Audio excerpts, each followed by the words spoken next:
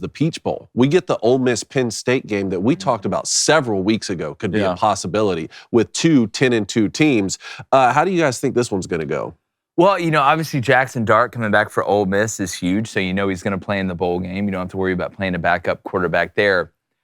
I think Ole Miss's defense is good enough to continue to stifle a Penn State offense that just struggles. Let's be honest. If this was your typical Ole Miss team that we've seen in the past, high flying on offense, just trying to hold on by the seat of their pants, not overtly physical on defense against the run, then I think that this game would be a true back and forth where you could see some sort of a renaissance offensively for Penn State. But this is not your typical Ole Miss team. This is one of the more complete Ole Miss teams that we've seen. That's one of the reasons why they won 10 games. That's one of the reasons why they were able to stay in the fight with Alabama for a decent amount of time. Wasn't because their offense was clicking, because it wasn't. It was because defensively they were able to hold up for a half. We know what happened in the second half of those games. Penn State defense, I got to see the opt-outs, right? Is Chop playing? Right? This is what makes previewing the bowl game so hard when you have to wait this long for it. I don't know who's playing in the game. So for me to sit here and you almost have to operate like everybody is playing, like when you're projecting it, right? Unless you know that they're not. So if everybody is at full bore, right? I still like Ole Miss in this game. What's the spread? What's the 3.5 right now. 3.5 Penn State. 3.5 Penn State. I will hammer Ole Miss plus 3.5. Me too. I'm shocked that it's that. I think it's a dead pick 'em, maybe even like a half point or a point or something towards Ole Miss. So right now I'm reading that neither Ole Miss or Penn State will have any opt-outs. Neither of them will have any opt-outs. Great. Fantastic. Great. I would still take Ole Miss plus 3.5. Lane can work around. Over-under right now is 49.5. So the question is, Well, it's Penn State team. This Penn State offense is so weird. Like, you have one of the best defenses in the nation, and Penn State's still a top 15 team on offense, if you can believe that. But against top-tier competition, they are mediocre at best. But, guys, you know what goes great with a great movie like Lady Ballers? Nice steak. Good meat. Both of those things. You guys both nailed it out of the park. Congratulations, you passed. Yes. But where are you going to get it from? You don't want to get some foreign-sourced, just absolute mid-average, run-of-the-mill, middle-of-the-road meat company. You got to go with Good Ranchers. In my opinion, they should be called Great Ranchers, but I'll pitch that to them another day. And this Christmas, all right, I don't know what y'all do in y'all's house. We eat ham on Christmas in the Christmas ham, buddy. Christmas ham. But we be eating. That's exactly right. And the good friends over at Good Ranchers, they want to give you a ham for free. You want to know how you do it, David? Wow. Tell me. And you've had a ton of Good Ranch chicken, steak, seafood, all that stuff. We all have. My freezer stays full. So here's the scoop.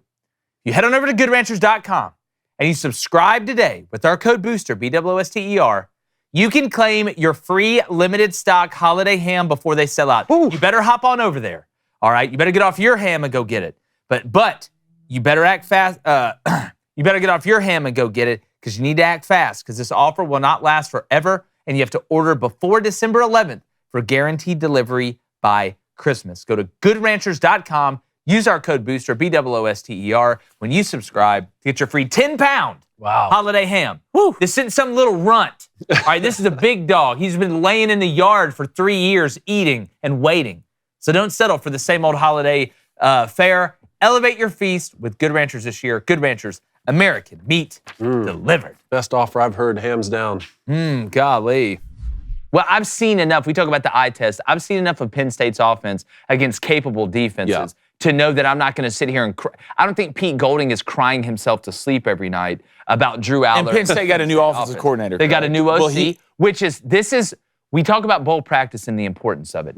This is one of those times where we always talk about the young players, getting them more practice time, and that's true. But if you hired a new coordinator, this is great. Yeah. You get an extra month of install on the field. Yeah. Like, we can get ahead of the spring. Now we're attacking the spring more, which, by the way, speaking of new offensive coordinators, and I don't want to digress too much. I know we got to keep going. But did you see that Texas A&M hired, I believe it was Texas A&M that hired Colin Klein to be their OC? I may be tripping. Somebody hired Colin Klein, who I think is one of the best play callers in the country. He was a quarterback.